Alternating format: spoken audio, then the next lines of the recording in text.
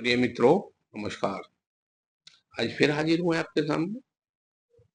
कुछ नया लेकर जब जब आएंगे, जब जब कुछ ना कुछ बताएंगे, बताते रहेंगे। कोई ना कोई नई चीज बताएंगे। और बताने का जो मकसद है वो यही है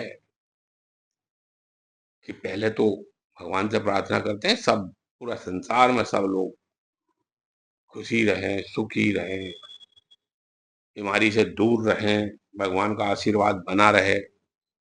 अगर दुनिया में आए हैं तो कहीं ना कहीं संकट भी आते हैं, तो इसलिए ये सब चीजें बताई जाती हैं ताकि कभी वक्त पड़े तो आपको इनका लाभ उठा सके और अपने आप को स्वयं स्वयं ठीक कर सके। कोई परिवार में है, कोई रिश्तेदारी में है, कोई भी है, हर आदमी इतना ज्ञानी नहीं होता है। वो कुछ लोग एक्टिव होते हैं जो इन चीजों को ध्यान देते हैं, जो सीख लेते हैं, ध्यान में रखते हैं, वही लोग लाभ उठा सकते हैं। लाभ उठाने का मतलब हर हर व्यक्ति इतना ज्ञानी नहीं होता, इतना समझदार नहीं होता है, ना उसको बीमारी की पकड़ होती है और ना ही बहुत इन चीजों पर ध्यान देते हैं बहुत सारे लोग। पर जो ध्यान देते हैं वो इसका फायदा भी उठाते हैं और निसंदेह, कोई संदेह नहीं है, कोई बगैर किसी नुकसान के फायदा उठाते हैं, कोई नुकसान नहीं होता इसका। ये भी आपको विश्वास दिलाता हूँ, जो जो मेरी दवाइयाँ को भी कोई नुकसान नहीं है, आप बेफिक्र कर देते, बशर्ते जो तरीका बताता हूँ, जो बताता हूँ, जो मात्रा बताता हूँ, जैसे बताता हूँ उसी ढंग से लें। उसको तोड़ मरोड़ का इकट्ठा ना करें, उसका वो ना बनाए, बस उसी से ले तो आपको अच्छे आराम मिला। मित्रों, आज का जो मेरा विषय है वो है दिमाग की कमजोरी। दिमाग में कमजोरी आ जाती है, याददाश्त बिगड़ जाती है किसी भी उम्र में।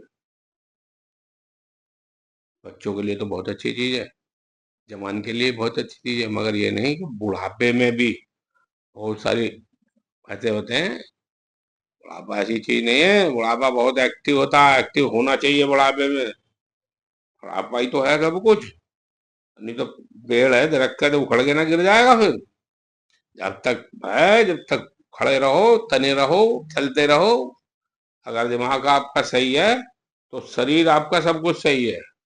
ये समझ लीजिए, अपने आप अपने दिमाग को संभाला हुआ है तो शरीर को संभाला हुआ है, सब कुछ संभाल रखा है, धन घर पैदा दौलत सब कुछ संभाल लेंगे। और जब दिमाग फजल हो जाएगा, कुछ नहीं रहेगा, तो फिर क्या रहेगा? कुछ भी नहीं, खत्म, तो सब खत्म हो जाता। फिर तो सब लूट के ले जाते हैं। संसार है बहुत जल्दी लूटता है। कसाई बैठे हैं तो हर तरीके से कसाई बैठे हैं।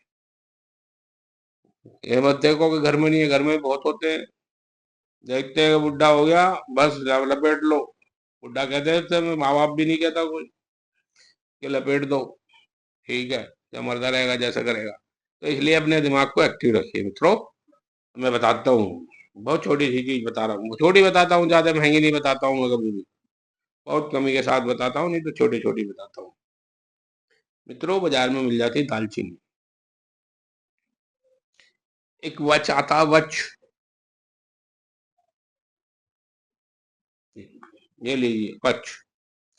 30 ग्राम दालचीनी लीजिए, 15 ग्राम वच लीजिए और 30 ग्राम मिश्री लीजिए। इन तीनों का कूट लीजिए,